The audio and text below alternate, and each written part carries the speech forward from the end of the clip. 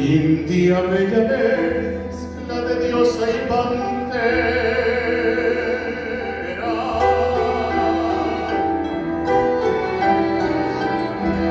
doncella desnuda que habita el Guairá,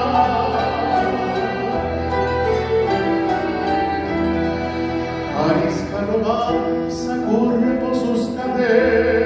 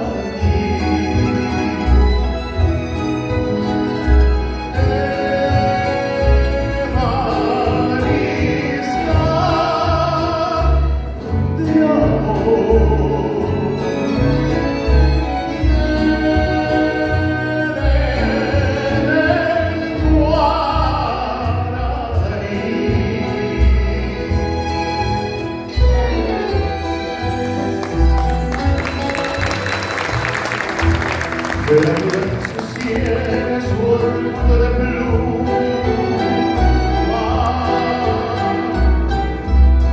su lengua es salvaje cual del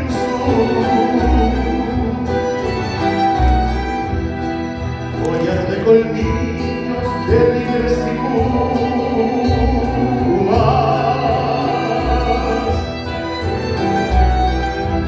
engaña la musa del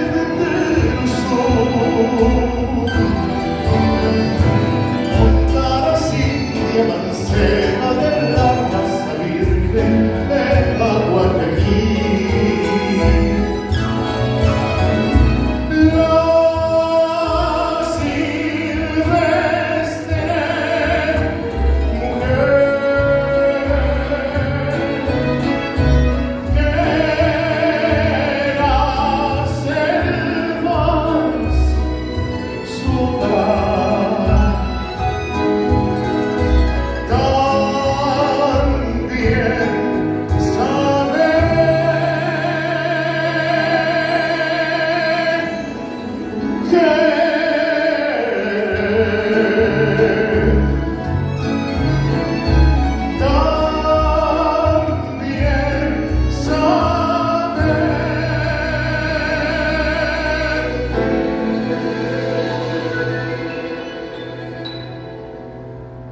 So